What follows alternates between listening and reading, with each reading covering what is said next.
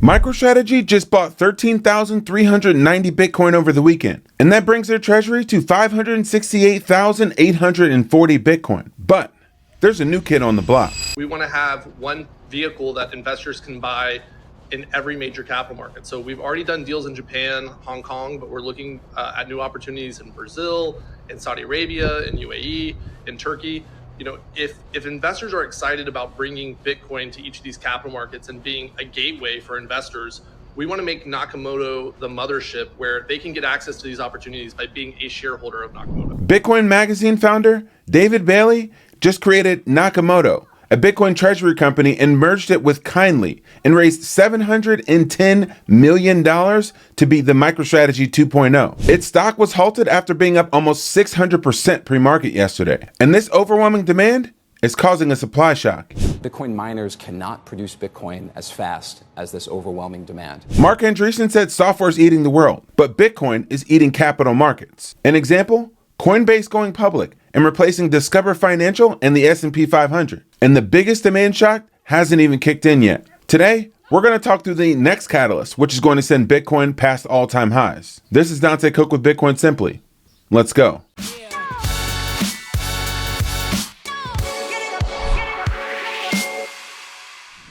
Bitcoin is consolidating just below and just over 100K, and it's pretty boring. Ledn says almost every sign for Bitcoin right now is bullish.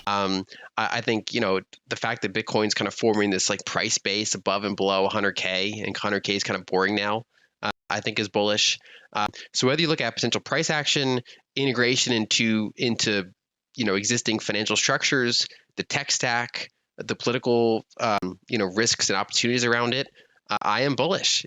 You know, it's not something you want to take for granted, but I think that everything I see now, the future is pretty bright for it. And, you know, that still takes a long time. We talked about the network effects of the dollar and the network effects of all these existing things.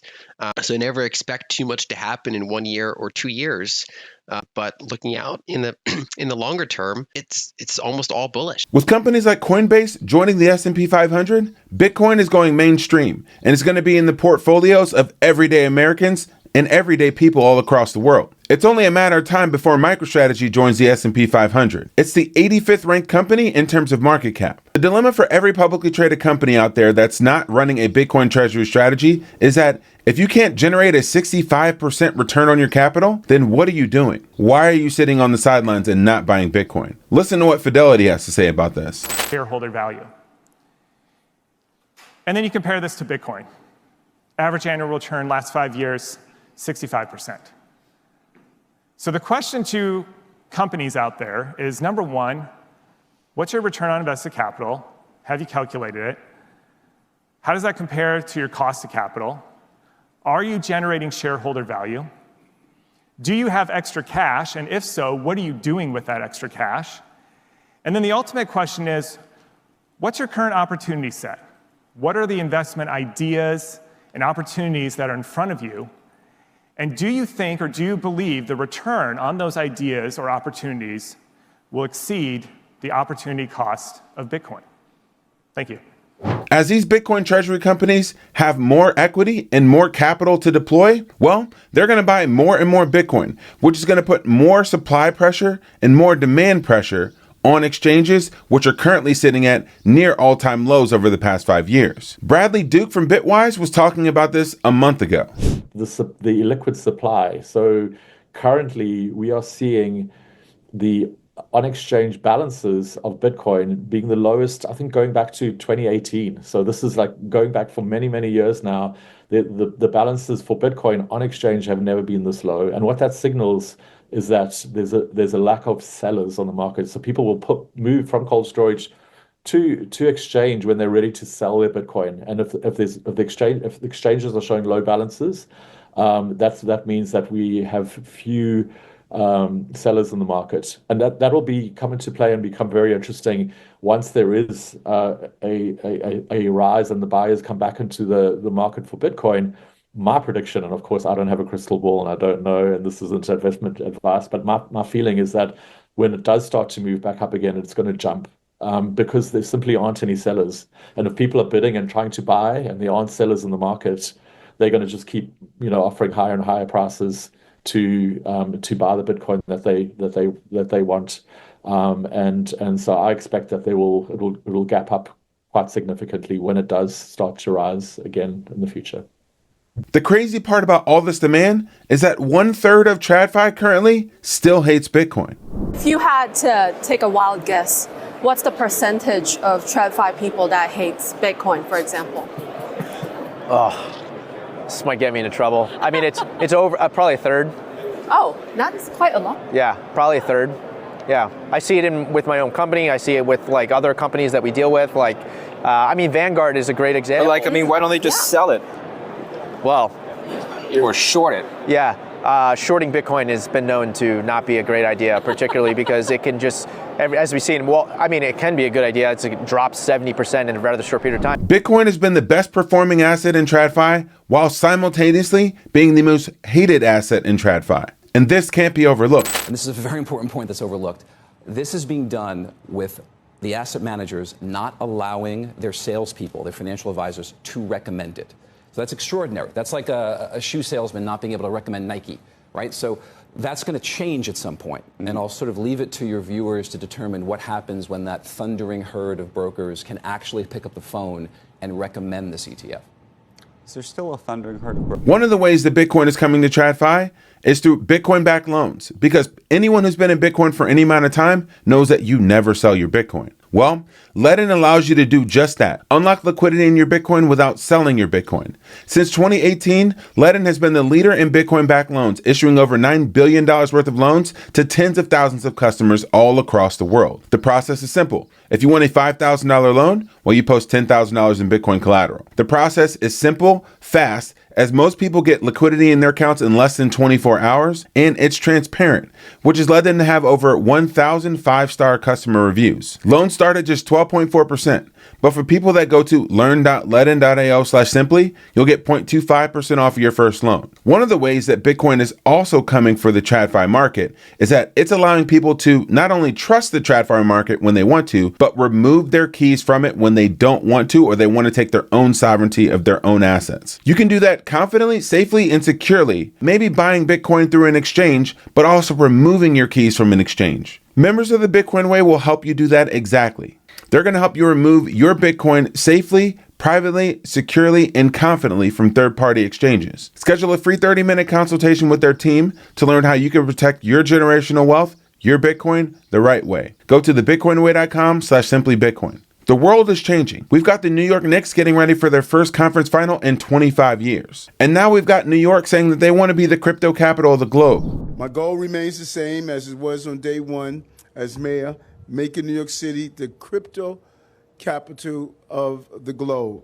And as you remember, I supported crypto long before any of my mayoral peers. I was the first American mayor to have my initial 3 paychecks converted into crypto. Way back in 2022, many people laughed at me, and all I can say is, who's laughing now? We're seeing... Which is ironic, because just a few years ago, Bitcoin was enemy of the state #1. Conditions are loosening because we have people like Paul Atkins, the new SEC chair, saying that we're going to have a rational regulatory framework for Bitcoin, making the United States the digital assets capital of the world. A key priority of my chairmanship will be to develop a rational regulatory framework for crypto asset markets that establishes clear rules of the road for issuance, custody, and trading of crypto assets, while continuing to discourage bad actors from violating the law. Clear rules of the road are necessary for investor protection against fraud, not the least to help them identify scams that do not comport with the law. And all of this news is bullish for Bitcoin. Daily, we're seeing another nation state, another company, another country adopt Bitcoin. Like the largest Latin American e-commerce company, Mercado Libre, stacking 400 more Bitcoin over the weekend to their treasury balance sheet. Or countries like Latvia saying that a strategic Bitcoin reserve is going to happen at any moment now. But the one person left out of this is the 800-pound gorilla, the U.S. government. And just last week, Cynthia Lummis had a press conference announcing Donald Trump's reaffirmation of the Bitcoin Strategic Reserve. The U.S. government's been pretty busy with this whole tariff and trade war thing, and I think it's only a matter of time before the United States government gets back into the fray and starts implementing the Bitcoin strategic reserve strategy that they laid out several months ago. I'm particularly pleased with President Trump's support of my strategic Bitcoin reserve initiative, which will address our national debt while securing America's position as the global leader in financial innovation. As Bitcoin comes into more usage, its use makes the whole system more secure, more robust, and more capable of serving our needs all over the world. We should be the global leader with this fantastic new ledger-based asset that is in a digital format that is going to be transformative of everyday economy and puts the everyday American, in fact, the everyday worker all over the world in control of their own money. What a wonderful blessing for hardworking people all over the world to have this great new technology and to have America lead the way in implementing this wonderful, wonderful innovation. You have to understand that Bitcoin isn't a hedge. Bitcoin is the solution. Bitcoin's not a hedge. It's a solution. I love that quote. You know, anyone that understands Bitcoin doesn't take 1% of their portfolio and use it as a hedge, right? Anyone who understands Bitcoin, Bitcoin's like their entire portfolio, like me. I only own Bitcoin. And so Bitcoin's not a hedge. It's not supposed to like perform well in the early innings of a financial crisis. Guys, what happens in a financial crisis is everything sells off. So, you know, even before Bitcoin existed in the 08 financial crisis, gold sold off tremendously before rallying to new highs.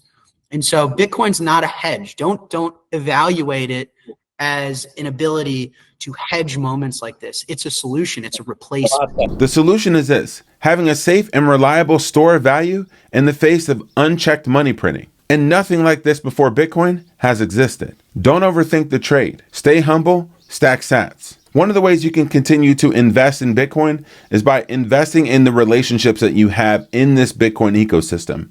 One of the best ways to do that is by going to conferences. There are several every year, but the largest by far is the Bitcoin conference, which is happening from May 27th to May 29th in Las Vegas at the Venetian Hotel. Use the promo code SIMPLY for 10% off your tickets and come hang with 20 to 30,000 other Bitcoiners from all across the globe. You're not going to want to miss it. If you get content and value from videos like these, please do like and share this video. And if you haven't, subscribe to the channel. This is Dante Cook with Bitcoin Simply. Happy stacking.